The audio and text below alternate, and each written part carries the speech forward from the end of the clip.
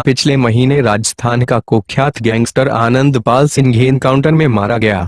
ऐसे wanted criminals का खात्मा मिशन को अंजाम देने वाले आईपीएस अफसरों के लिए यादगार बन जाता है। यूपी के टॉप आईपीएस ऑफिसर्स में शुमार अमिताभ यश को 9 साल पहले किया एनकाउंटर आज भी याद है। इस डकैत ने की थी 150 से ज्यादा हत्याएं, नेता रहते थे नतमस्तक। 70 के दशक में शिव कुमार पटेल उर्फ ददुआ का नाम चंबल के बीहड़ों में दहशत का पर्याय था। करीब 30 साल चले ददुआ के आतंक का आलम यह था कि अगर किसी को प्रधान, विधायक और सांसद का चुनाव लड़ता होता था तब उसे एक मोटी रकम चढ़ावे में चढ़ाना पड़ता था। आईपीएस यश के मुताबिक ददुआ ने 150 से ज्यादा मर्डर्स को अंजाम दिया, जिसमें से कुछ ही पुलिस रिकॉर्ड्स में दर्ज हो पाए।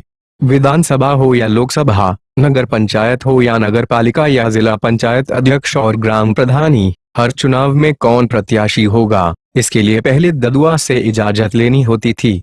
बुंदेलखंड निवासी शख्स ने नाम न छापने की शर्त पर बताया, हर नेता को इलेक्शन में खड़ा होने के लिए ददुआ के आगे चढ़ावा चढ़ाना पड़ता था। हर चुनाव की फीस तय थी, जैसे एमएलए के लिए 5 करोड़ तो एमपी के लिए 10 करोड़। इसके बिना कोई भी नेता चुनाव में आगे नहीं बढ़ सकता था। पहले आदर से छुए पैर, फिर दाग दी सिर में 2 गोलियां। 16 मई 1978 की दोपहर एक 22 साल का युवक चित्रकूट के रायपुरा गांव निवासी जगन्नाथ के घर आया था। जैसा कि गांव में होता है, उसने आते ही उम्र में खुद से बड़े जगन्नाथ के पैर छुए। उन्हें आदर देते ही उस युवक ने जेब में रखी पिस्तौल निकाली और जगन्नाथ के सिर में 2 गोलियां उतार दी। अचानक हुए इस जानलेवा हमले से पूरा परिवार सन्न रह गया। वो युवक बीहड़ का कुख्यात डकैत ददुआ था। यह उसकी जिंदगी का पहला बड़ा क्राइम था। मर्डर करने के बाद ददुआ दौड़ते हुए अपने घर पहुंचा।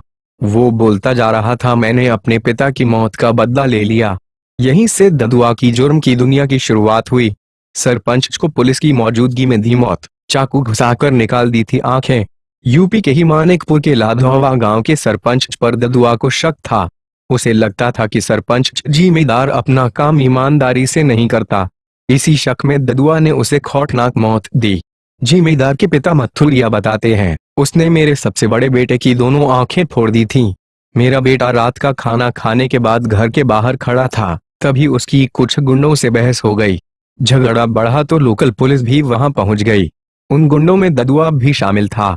वो पुलिस के सामने ही मेरे बेटे को रात के अंधेरे में घसीटते हुए जंगल की तरफ ले गया। उसके साथी मेरे बेटे को पीट रहे थे और फिर उसने जेब से चाकू निकालकर उससे मेरे बेटे की दोनों आंखें बाहर निकाल दी और थोड़ी देर बाद घर के बाहर छोड़ गया।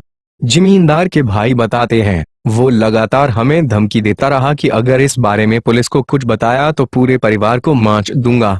भाइयों की निर्मम हत्या। ददुआ ने लाधौवा गांव के ही 2 सगे भाइयों को बेहद बुरी मौत दी थी। ददुआ का शिकार बने देवनारायण की पत्नी गुजरातिया ने दोनों मर्डर अपनी आंखों के सामने होते देखे थे। मैं ननद के साथ खेत में पति और देवर के लिए भोजन लेकर गई थी। ददुआ अपनी गैंग के साथ साइड से आया और मेरे पति पर चाकू से ताबड़तोड़ हमले शुरू कर दिए।